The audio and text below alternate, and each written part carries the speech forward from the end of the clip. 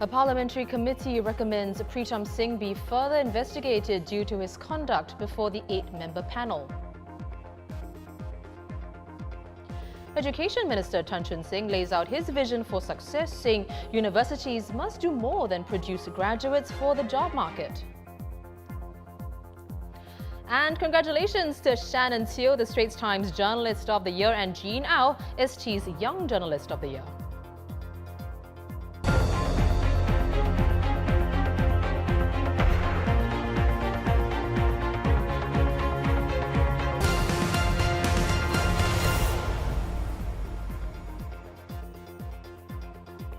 You're watching The Big Story. I'm Olivia Quay. You can subscribe to the Straits Times channel so you don't miss a single episode. In a report released today, Parliament's Committee of Privileges has recommended that Leader of the Opposition, Pritam Singh, be referred to the public prosecutor for further investigations for his involvement in lies told by Raeesah Khan in Parliament last year. The committee also recommended that Ms. Khan, a former Workers' Party MP, be fined a total of $35,000. This includes a fine of $25,000 for stating an untruth in Parliament in August and an additional fine of $10,000 for repeating the untruth in October. Mr. Singh's referral to the public prosecutor was with a view to considering if criminal proceedings ought to be instituted regarding his conduct before the 8-member committee. The committee also recommended that WP Vice Chair Faisal Mana be similarly referred to the public prosecutor for further investigations for his refusal to answer relevant questions by the committee. Now, the committee did not recommend any action against WP Chairman Sylvia Lim. The committee's recommendations are set to be debated when Parliament sits next week. Mr. Singh has responded to the committee's report in a Facebook post. He says he will speak more extensively on the COP report in Parliament when it's tabled for debate, expected to be sometime next week. He goes on to say, quote, "Assuming Parliament adopts the committee's recommendations, there remain a number of unknowns. These include the eventual decision of the public prosecutor to prosecute, the intervening time before the matter goes to trial, the eventual verdict and any sentence meted out, and the prospect of both Faisal and I losing our parliamentary seats and stepping down as members of Parliament if either of us is fined $2,000 or more." Until there is some resolution to these matters, which may take some time yet, Faisal and I will continue our work. Stay with the Straits Times online for more on this story as it develops. In other news, if Singaporeans these days change jobs every 4 to 5 years on average, the pace at which they need to acquire skills and new knowledge must intensify. Well, that's one of the main points Education Minister Tan Hsueh Yun brought up during today's The Straits Times Education Forum on the evolving role of universities. In his keynote speech, Mr. Chan says about 20 to 25% of Singapore's local workforce may need to upskill yearly. That's about 500,000 adult workers every year. And to do this, the definition of success for the education system must change. It used to be said that we may use almost 20 years to prepare for our first job and perhaps our only job in our life. But that's our parents' generation. But what if we need to do 10 different jobs for life, changing once every 4 to 5 years on average? This is our generation. If we need to top up the knowledge and skills of our people as they take on new jobs every 4 to 5 years, that means upgrading our people at the rate of 20 to 25% of our roughly 3 million local workforce each year, or about 500,000 adult workers every year. Hence, the definition of success for our education system cannot be just how well we prepare a cohort of 30 to 40,000 students for the job market every year only. Instead, it will have to be that plus retraining and upgrading about 500,000 adult learners each year. Ng Wei Kai joins me now. He's the Straits Times' journalist covering education matters. So Wei Kai, this is all theory at this stage. In what ways can this changing idea of success for education be put into practice? So according to Education Minister Singh, there are a few ways that the education system must change. So the first one is that Singaporeans must embrace continual lifelong learning throughout their working lives. And two, that they must let go of any predefined pathway to success. Or to put it another way, success is never static. And three, when it comes to skills, it's about learning fast, unlearning and relearning. So this is a bold vision from Minister CHUN. It's the first time he's sketching ideas for higher education. And in some ways, he may be setting the stage for the Committee of Supply, which is happens after budget, where the Education Minister and the other ministers announce concrete policies. And so right now, as it stands, the education system in Singapore produces about 30 to 40,000 students, puts 30 to 40,000 students a year out into the workforce. So the big question that I suppose is on everyone's minds after his speech today is, how can it cope with training 500,000 workers a year? So that remains to be seen. And another point I have to make is that policy is one side, how this will be done, how it will be worked out. But another thing that MOE really needs to work on is to change people's perceptions on what a valuable education is. Because as I'm sure most Singaporeans will understand, it's not just how the education is set up, but it's also what your parents, your family, and what yourself want out of an education, and that usually is a degree.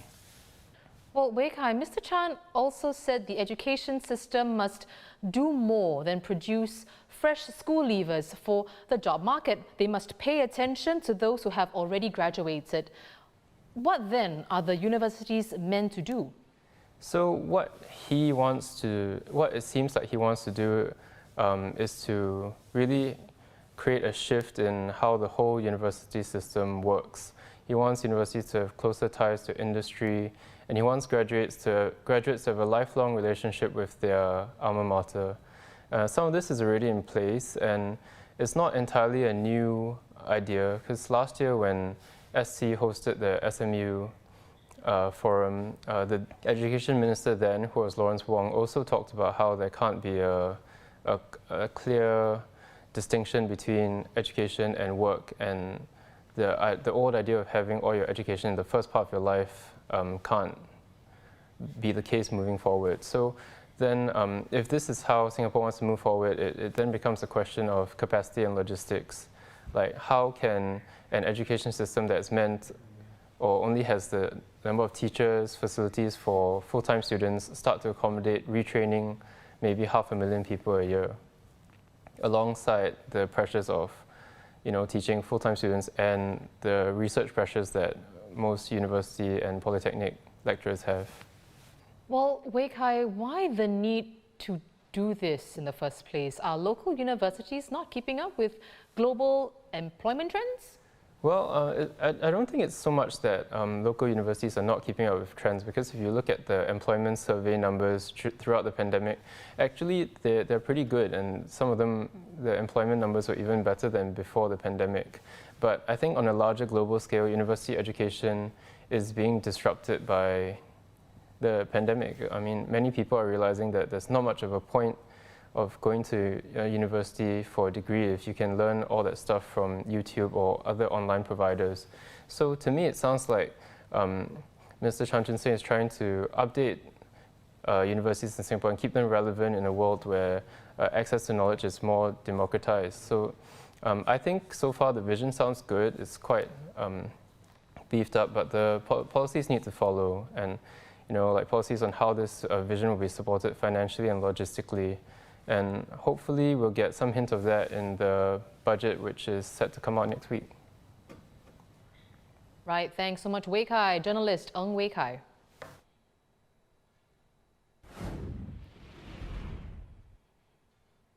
Looking elsewhere, Sweden has effectively declared the pandemic over, with vaccines and the less severe Omicron variant keeping severe cases and deaths low.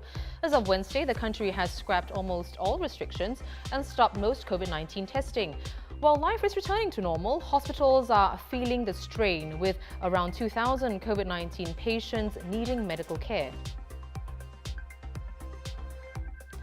Meanwhile, a new manufacturing facility in Singapore will help boost the country's role in the global fight against COVID-19. GenScript Biotech today are launching its new $15 million plant at Solaris at Kallang. The company will make materials used in the research and development of new vaccines, drugs and therapeutics.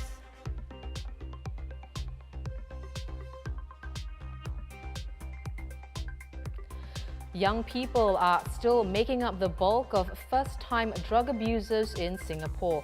In 2021, 561 or 60% of all new abusers arrested were below 30 years old. And according to the Central Narcotics Bureau, methamphetamine, or ICE as it's more commonly called, continues to be the most commonly abused drug in Singapore since 2015. Hey, congratulations to our colleagues from the different newsrooms as we recognize their achievements in the annual Journalism Awards ceremony today. The Journalist of the Year 2021 went to the Straits Times' Malaysia Bureau Chief Shannon Teo, while the Young Journalist of the Year was ST's journalist Jean Au. And Senior Correspondent from the Business Times, Anita Gabriel, won Story of the Year for her story, Singapore's largest independent electricity retailer iSwitch powers down. Interim CEO of SPH Media Trust, Patrick Daniel, shares his hopes for the newsrooms moving forward. I would like to see two things, which I didn't quite succeed when I was editor-in-chief, and which is to bring all the newsrooms together, working together, because I think that that's when we really can, unleash our potential. If we work together, use all the material that we have, because the competition is out there to get the attention of our readers, young readers, old readers, etc. So if we work together, we can really unlock our, the great work that we do. So that's my first one, getting everybody to work together. The other thing that I would like to see is us reaching an international audience. Starting with the region, I want people to read us. They are reading us already, but I really want us to take it to another level where people read us from all over the world.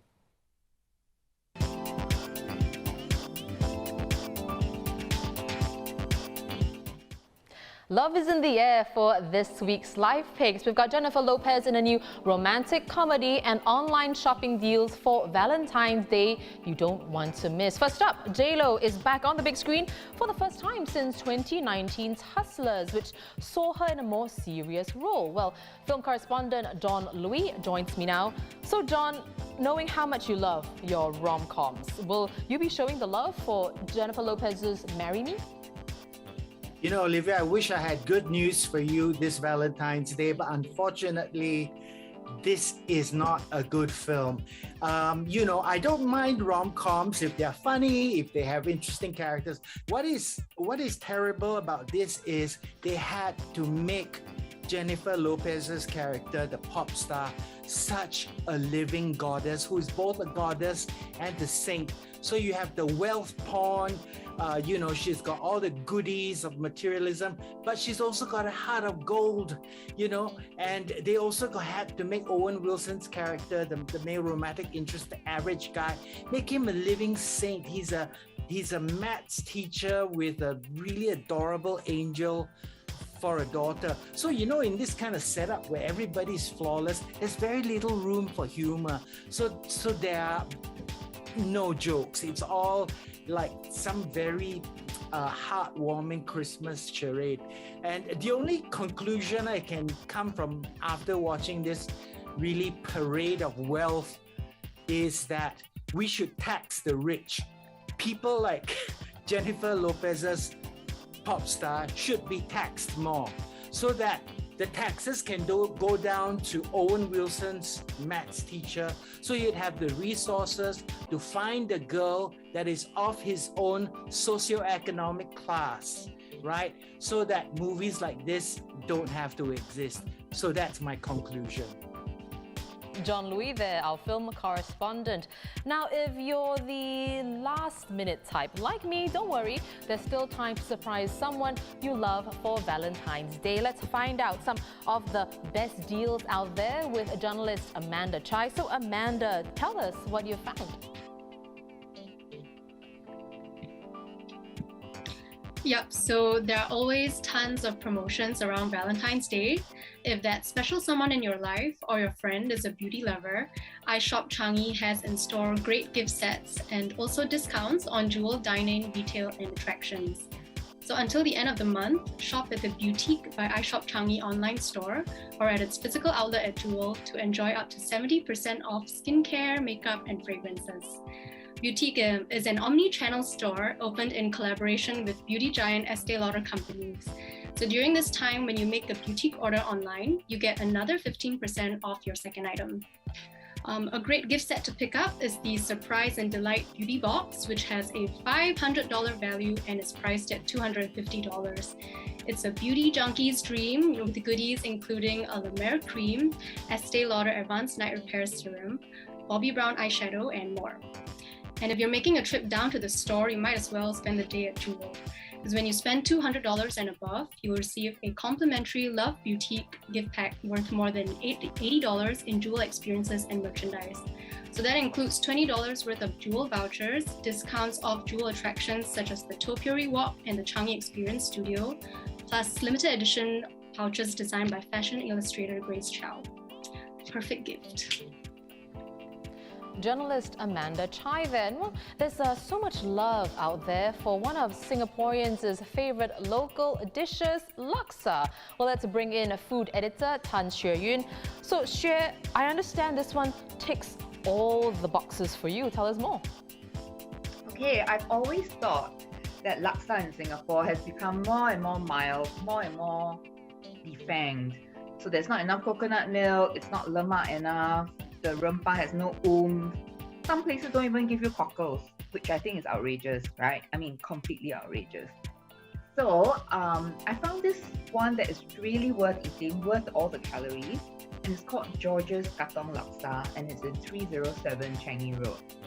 And it's in a coffee shop that has got a sign out front that says bak kut teh, but there's no bak kut teh, it's just laksa and drinks. And the laksa here is fantastic. It's rich, the gravy is so rich, and then the rempah is full of and you can really taste the dried shrimps, the hebi in it. And then, of course, they also have cockles. It's fantastic. So you can, of course, you will get some cockles with your laksa, but I always add $1 extra worth of cockles to my laksa, and it makes my eating enjoyment that much better. That was food editor Tan Hsueh Yun. From good deals to arts and entertainment, check out this story on the lasting power and allure of Hong Kong's heavenly kings. Jackie Chung, Andy Lau, Aaron Kwok and Leon Lai still superstars 3 decades on. Read all about them at str.sg/life.